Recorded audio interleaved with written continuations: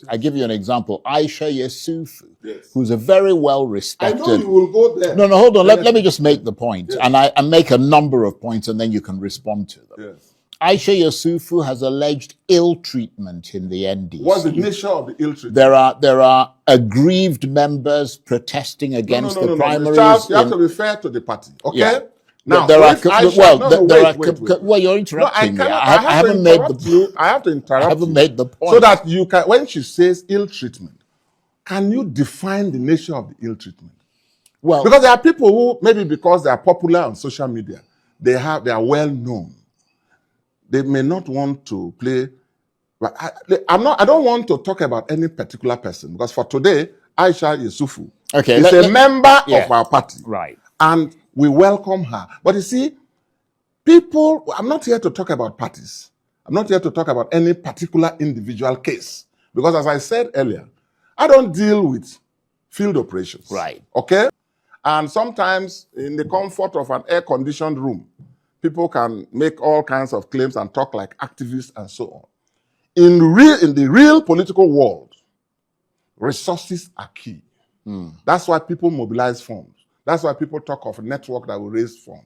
So it is perfectly legitimate for not just the NDC, for that to be a consideration. To say, look, do you have the resources? Right. To take, because you are talking of most of them is out of exuberance. Yeah, but listen to me, please. Allow me to explain. Please. How about Charles, finding the best candidate? And if they don't have money, you and the party try and raise funds for that person to run their campaign. I'm not sure that because that would fit into the philosophy that you want Nigerians to understand about the NDC. It's not all the candidates in the NDC that are billionaires. No, we're not a billionaire party. But if stakeholders, in the course of their interviews, in the course of their interactions, ask, you want to be a governor? And by the way, all these states people are talking about are controlled by APC, whose governors are getting 50, 60 billion every month. And then some guy wears suits to you and tells you big stories. I can take out this governor. It's perfectly legitimate in the real political world to say, gentlemen, can you let us know your sources of funding? I'm sure that that's what the stakeholders did. Okay? And I can tell you that is perfectly legitimate. Now, what is not tolerable? So you're confirming that is probably going on in your party. Tolerable? Every party. What is not tolerable is when you say, okay, give me this or this before you get ticket. No, that does not happen in NDC. What we have done, because we are a self-funding, self-sustaining party, aspirants make contributions and donations to the party account. And that is legitimate. And it applies to all categories of aspirants, including the presidential aspirant. The presidential aspirant himself is to make donations to the presidential campaign account, his own campaign account. Not money for anybody. We gave our platform to them on the platform without any discussion of money. Let's turn briefly to Peter Obi and the NDC. Your national secretary says Peter Obi came into the party with an established political structure. If so, how do you ensure that the NDC remains one party rather than a collection of political camps? First of all, because we're already hearing that the obedience are angry or somebody doesn't like the obedience or something. No. If we didn't, none of them was part of the formation. When we were registering this party, they were not there. If we didn't like them, if they are not people who have confidence in me or I having confidence in them, we won't offer the platform to them. Okay? And they didn't pay 1 naira. They didn't pay shishi. Okay? Nobody paid shishi.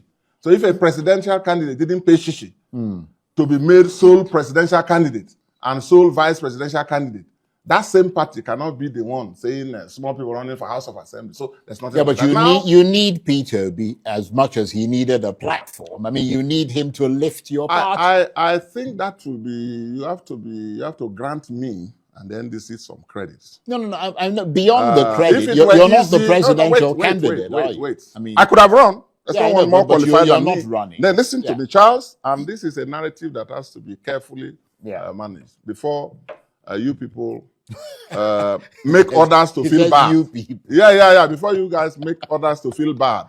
Okay? Yeah. There's no one more qualified than me to run for presidency of Nigeria. None. You are talking of names because they have tried. Okay? And for some reasons, I did not want to.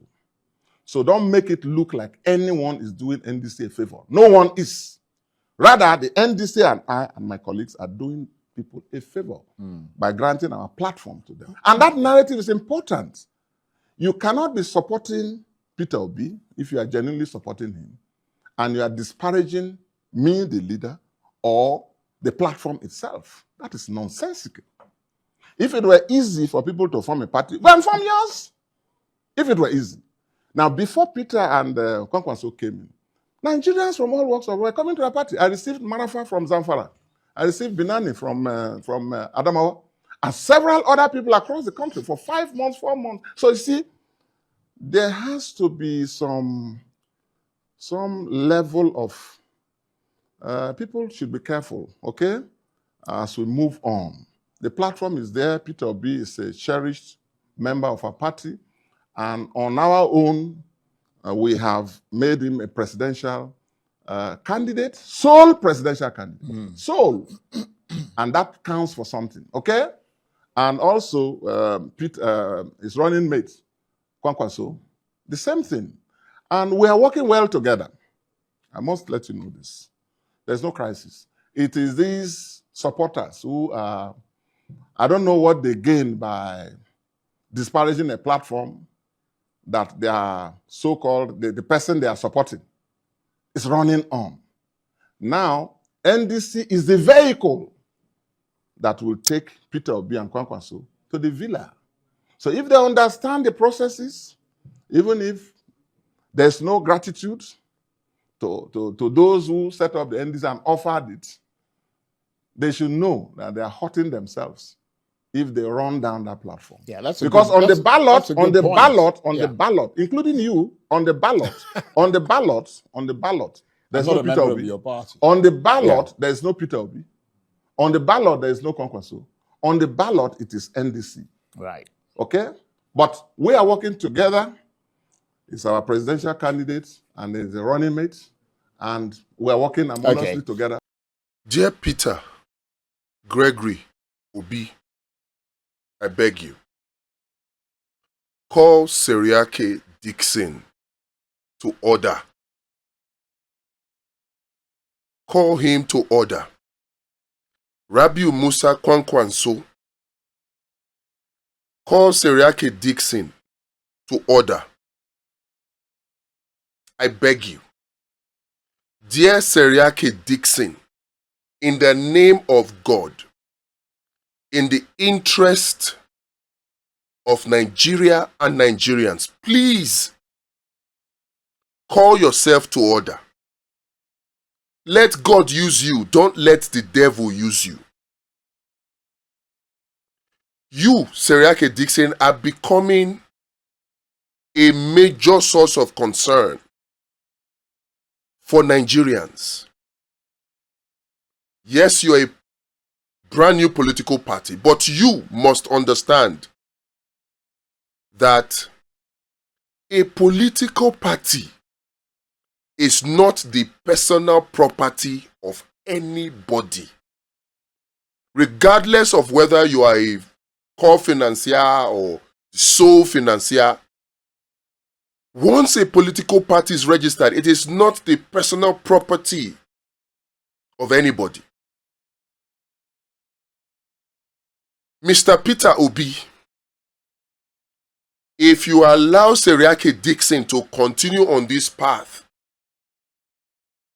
then he's about to jeopardize the NDC and jeopardize your chances in the 2027 elections. Don't fold your hands and think it not concern you because them don't give you ticket. if Seriake Dickson continues to lead the NDC as its national leader in the direction that it is currently going, that ticket that they gave you, that magic ticket, the okay ticket, may eventually become not so okay. May eventually become a worthless piece of paper. Now so, Chris take the start. Before this one enter market and it becomes permanent, let us stop this madness. When the issue of Aisha Yesufu happened, I was not happy. I called Dr. Mo. Dr. Mo, what is going on? In which universe do you push over an Aisha Yesufu for somebody that I did not even know about? It was after the fact that we now started doing investigation to discover that, oh, she was formerly in APC. After being pushed out, she left to join ADC and then later to NDC. And now I am asking myself, should it not be in the interest of NDC to field candidates that will add value to the party? I was thinking in my head, when the likes of Peter Obi, Aisha Yesufu, when I started hearing their names, I was excited. But then when I heard that, okay, fine, they're skimming them out, I asked him, why? All the rumors of 10 million, it was confirmed to me they were true. After paying for expression of interest, then you will now have to pay 10 million if you're going for House of Rep, 20 million for Senate and all that. Who does that? For a party that is supposed to be a ray of hope, a breath of fresh air to Nigeria and Nigerians? But I pushed that aside and said, okay, for the interest of Peter Obi, at least they don't do one very good thing, giving Peter Obi the ticket. At least. Because of NDC, Peter Obi is on the ballot. But that golden ticket, if Seriake Dickson is not called to order, might become a worthless paper. Let us not, by our own selves, destroy ourselves. This was exactly how Labour Party started.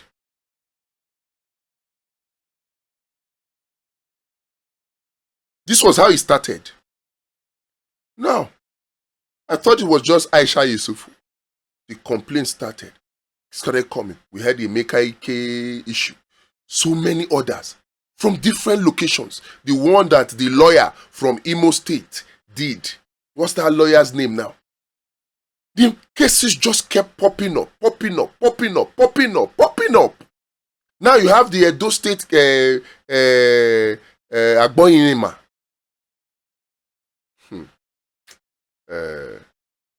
Dear Peter Obi, ewumbe loko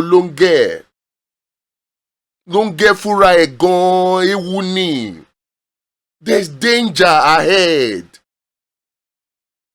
The internal sabotage that the Labour Party caused to your 2023 presidential ticket is not so far from the signs we are seeing in the NDC right now. Don't tell me, oh no, be silent. No! The signs are too dangerous to be ignored. Please, please, call Senator Dickson to order. A political party is not the personal property of anybody. Once a party has been registered, it becomes a democratic party and is supposed to respect the Constitution of Nigeria, the Electoral Act, the guidelines of INEC guidelines, and the Constitution of that party. If the administration of that party breaches any of these 4 statutes, any aggrieved member can go to court, and the court will have jurisdiction, Section 83 of the Electoral Act 2026. You can't hide behind internal party affairs to just breach any of these 4 statutes. And you, Peter Obi, you cannot say because they have given you ticket, you are seeing all these things that are going on and be silent. Seriake Dickson, you have etched your name in the hearts and minds of Nigerians as a great Democrat.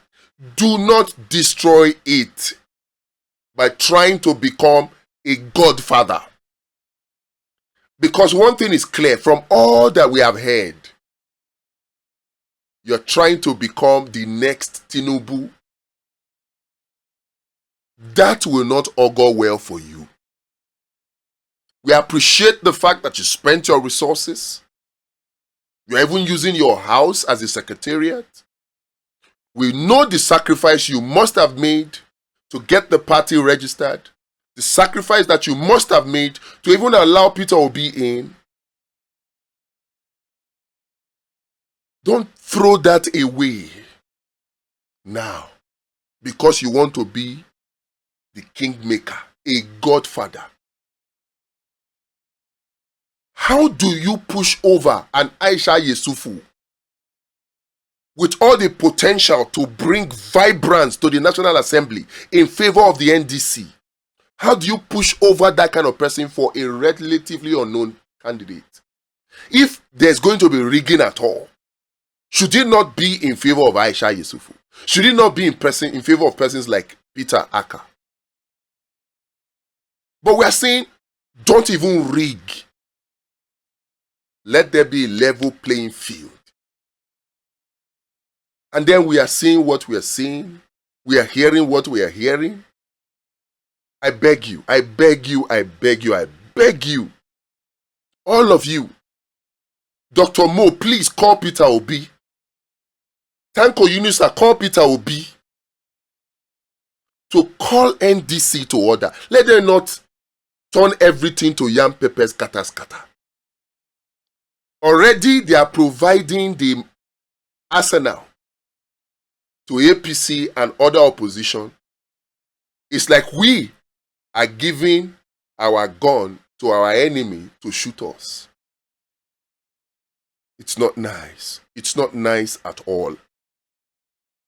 I know. Oh God. Nigerians will never get political party. I said it the other time and I told Peter Aka. I said before electoral reforms, what we need is political party reforms. People thought I was joking. We don't get political party for Nigeria.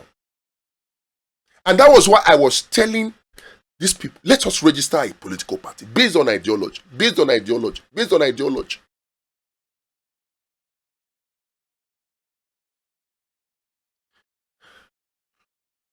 There are so many Nigerians out there that have put in a lot to be pushing this new Nigeria agenda for Peter Obi, for Rabi'u Kwankwaso.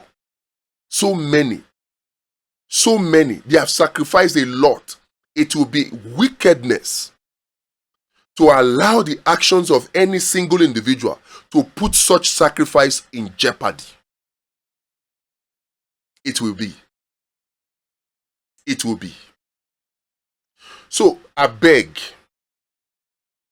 Peter, Gregory Obi, the things that we are hearing, it's too plenty. We should be focusing our energy right now on vote watch. We should be focusing our energy on countering the 5 types of rigging that the APC can or may engage in 2027. We should be engaging in massive voter education. To educate Nigerians in such a way to inspire them to come out in their massive numbers so we can first of all destroy voter apathy. That's what we should be doing. But no, what are we hearing? These things are not pleasant. They are not. God help us. God help us. But Nigerians, all that is going on in the NDC right now shows us why we must have free and fair elections. If political parties engage in free and fair elections in their primaries, none of this will be happening. What stops the political party from engaging in electronic voting in the primaries? What stops them? To show example to INEC that, look, electronic voting is actually the way to go. What stops them? Nothing. In the case of APC, we saw the magic voting counting system. But then now we are hearing this. You are doing affirmation where there is no consensus, where you are supposed to do direct primaries. You are doing affirmation. You are promising people tickets when it's supposed to be the party that will decide. This is not good, though. I beg you now. I beg you now. Don't jeopardize 2027 for Nigerians. I beg. So please, Peter Obi, this is not the time to be quiet. Use whatever means. I know you are a very diplomatic person. Secretly, you don't have to come out openly to do it. Call Seriake Dickson. Tell them, say what thing they do. It's not pure. It's not pure. But we move. Register for Vote Watch. The link is in the description. www.votewatch.com. .pro, sorry. Votewatch.pro. Check it out on any mobile phone, whether iOS or Android. Desktop, laptop, mobile phones. Check it out. Just check it out. Let us make 2027 elections truly unriggable. You can do it. I can do it. When we come together and we work together, they say that a full village can cook for one person. The person cannot be able to finish the food. But a single person cannot cook for a whole village. That person will run down. That's the power we have as a collective. You can use the broom narrative. Oh, a bunch of broom cannot be broken, but a single stick of broom can be easily broken. That's the power we have when we work together. Together, this Vote Watch solution, we can make it work. Let us make it work. The link is in the description.